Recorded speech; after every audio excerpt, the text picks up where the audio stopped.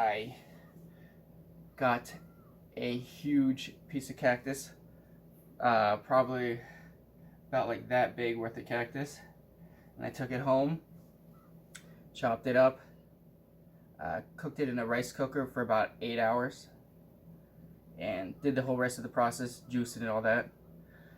And I probably filled about two 20-ounce water bottles to the top, and I drank both of them because I didn't want to just have like a light experience that's similar to weed. I wanted to have a new experience. I wanted to really see the psychedelic aspect of the cactus. So I drank the two water bottles. Now this drink is super disgusting,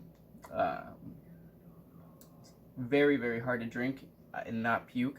Like when you taste it, it makes you want to puke. Well, I don't know about everybody, but for me, that's how it is. So what I did was I plugged my nose and I drank it. Basically like when you're drinking liquor or something like that. And I chugged both water bottles. My gag reflex went off a little bit, but I was able to control it. And I got in bed and I began to meditate. Now, the reason I was meditating is because I've heard in the past that your state of mind has a large impact on the experience. And if you're stressed or uncomfortable, you can have a bad experience and it can be pretty terrible. I had a friend who said that he took a psychedelic once and he experienced drowning in his bed while the devil was laughing at him.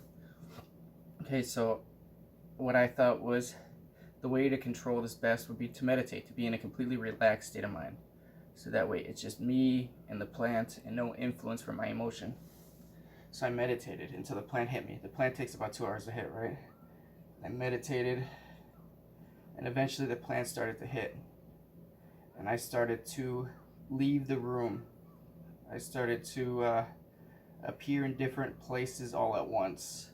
I was flying over the entire country of Peru all at once, basically flying like an eagle, and I could see the jungle, I could see the mountains, I could see everything. And I started to see a picture of who is now my wife, and it kept showing me her everywhere, and it says that I must go everywhere, basically, because it's not like talking to you like in the exact words, but you get the feeling of what it's talking to you about. And it was like, I must go everywhere. So basically saying I should accompany her in any place she goes. Like if she travels, I should always protect her, basically, putting in other words. And then I started to get in like a darker space of the trip. Started to hear voices and the curtains started to melt and they started to change colors. Now, this was between darker and funner because at the same time I really enjoyed it, but at the same time it made me nervous. So the part that it made me nervous is probably what got me in there. And it started to tell me about all the things that I'm lacking on. So it started to tell me about,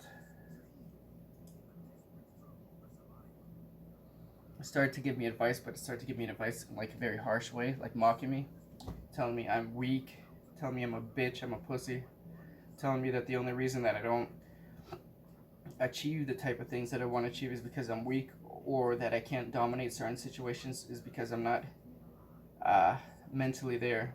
So yeah, like what I'm saying, not like weak physically, I'm saying weak mentally. So, or the reason that I can't dominate certain situations is because my anxiety makes it so much that I'm not completely mentally there.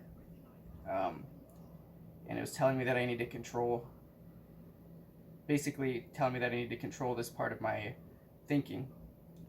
And then I started to lose it. Like time just blended together and passed by at the speed of light.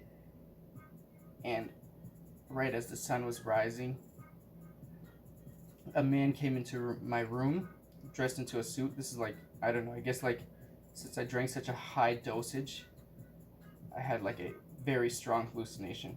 A man came into my came into my room dressed in this black suit, slick back hair, basically looked like an Italian from the mafia. but he was speaking to me in Spanish, and he's like, come on, come with me to the roof, um, come with me down the stairs, you know, come on, let's go outside. So I was listening to the spirit or this entity that was there in my room, but at that time I knew that I should ignore him because I knew he was up to no good. And now that I think back at it, there was no roof, right? He was telling me, come to the roof, but there's no roof in the way to get to the roof in the place I was living. And then he was telling me to go down the stairs, but I'm in this state of mind. I'm off balance, and this is like a very thin spiral staircase that I'm living in. So I was living in like a narrow 3-floor apartment, and it was like this shape, you know. So the staircase went down very narrow like that. Obviously, if I was in that state of mind, I was gonna fall down the stairs. What this entity was telling me to do was he was telling me to commit suicide. But I was able to make this man disappear by relaxing my mind and ignoring him, making it feel as if he's not even in the room, just imagining him not there. And by doing that, I came back to reality. And it was probably about 7 in the morning. I've been tripping for, I've been tripping for at least 8 hours by then. I was completely normal after that.